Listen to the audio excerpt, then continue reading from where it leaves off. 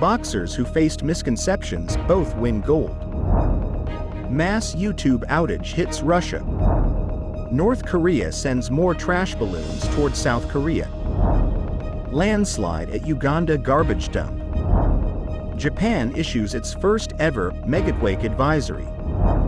Dolce & Gabbana launches new perfume for dogs. Hello, I'm Johnny. Thank you for joining us on Funday News. It's Monday, August 12th, and here are your top stories. Lin Yuting fought to remain poised and calm throughout the Paris Olympics boxing tournament, even when much of the world was maligning her, misrepresenting her, and questioning her very nature being. She shut off social media, kept up her training, and focused on earning one victory after another. But when she heard Taiwan's anthem while standing on the top podium at Roland Garros with the gold medal around her neck, Ling broke down in cathartic sobs. She cried not only for the tumult of the past 2 weeks, but for a lifetime in boxing that culminated in this gold medal victory over previously unfathomable challenges. Lin completed her domination of her division following Imani Khalif's lead a day earlier by giving a glittering response to the intense scrutiny both fighters faced inside the ring and around the world over misconceptions about their womanhood. Lin routed Julia Sheремeta of Poland 5-0 in the final, capping her 4-fight unbeaten run through Paris by winning Taiwan's first Olympic boxing gold medal. On Friday, Khelif won Algeria's first women's boxing medal with a decisive victory in the welterweight division final, beating Yang Lu of China. Both fighters persevered through an avalanche of criticism and uninformed speculation about their sex during the Paris tournament to deliver the best performances of their boxing careers. Russian internet monitoring services reported a mass outage affecting the availability of the video hosting site YouTube on Thursday as Russian authorities step up criticism of the platform. The Russian internet monitoring service, Shboy.rf, reported thousands of glitches affecting YouTube in Russia. Users said they could only access YouTube via virtual private networks. One anonymous user commented, "YouTube is not working." Reuters reporters in Russia were also unable to access YouTube, though the website remained accessible on some mobile devices. Google did not immediately respond to a request for comment on Thursday. Russia's state communications watchdog, Roskomnadzor, also did not immediately reply to a request for comment. YouTube remains one of the last major bastions of free expression on the Russian internet, continuing to host materials by Kremlin opponents that have been largely removed from other social media sites popular in Russia. The site's download speeds have notably slowed in recent weeks, which Russian lawmakers have blamed on YouTube owner Alphabet's Google, a claim the company disputes. Alexander Kinstein, head of a parliamentary committee on information policy, warned last month that YouTube speeds could drop by as much as 70%. South Korea's military says North Korea is again flying balloons likely carrying trash toward the south, adding to a bizarre psychological warfare campaign amid growing tensions between the war-divided rivals. South Korea's Joint Chiefs of Staff said Saturday that the winds could carry the balloons to regions north of Seoul. Seoul City Hall and the Gyeonggi provincial government issued text alerts urging citizens to beware of objects falling from the sky and to report any balloons to the military or police. North Korea has flown more than 2,000 balloons carrying waste paper, cloth scraps, and cigarette butts toward the south in recent weeks, describing it as retaliation against South Korean civilian activists who have been flying anti-Pyongyang propaganda leaflets across the border. North Korea last flew balloons toward the south on July 24, when trash carried by at least one of them fell on the South Korean presidential compound, raising concerns about the vulnerability of key South Korean facilities. The balloon contained no dangerous material, and no one was hurt.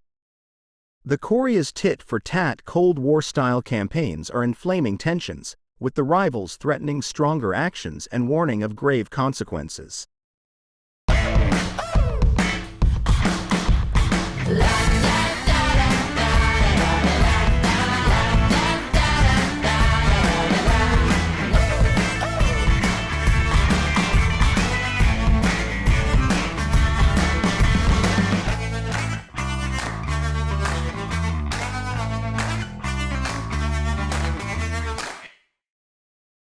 The death toll from a landslide at a vast garbage dump in Uganda's capital Kampala has risen to 13 as rescue personnel continue to dig for survivors. After torrential rain in recent weeks, a chunk of garbage from the city's only landfill site broke off late on Friday, crushing and burying homes on the edge of the site as residents slept.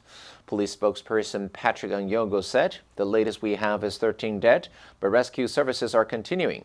He added that at least 14 people have been rescued so far and that more could still be trapped, though the exact number is unknown.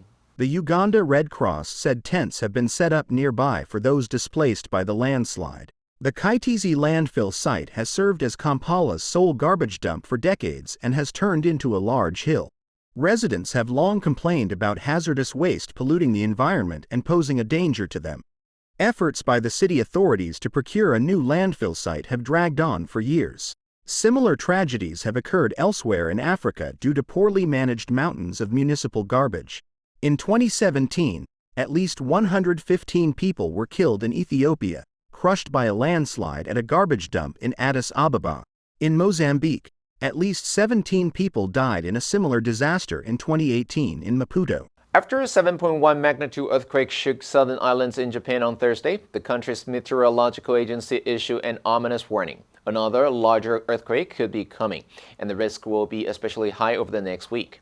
In the first Megaquake advisory ever issued, the agency stated that the risk of strong shaking and a tsunami is greater than usual along the Nankai Trough, a subduction zone with the potential to produce magnitude 8 or 9 temblors.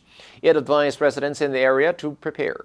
The message was not a prediction but a forecast of enhanced risk, and it shows how far seismologists have come in understanding the dynamics of subduction zone earthquakes. The Nankai Trough is an underwater subduction zone where the Eurasian plate collides with the Philippine Sea plate, forcing the latter beneath the former and into the Earth's mantle.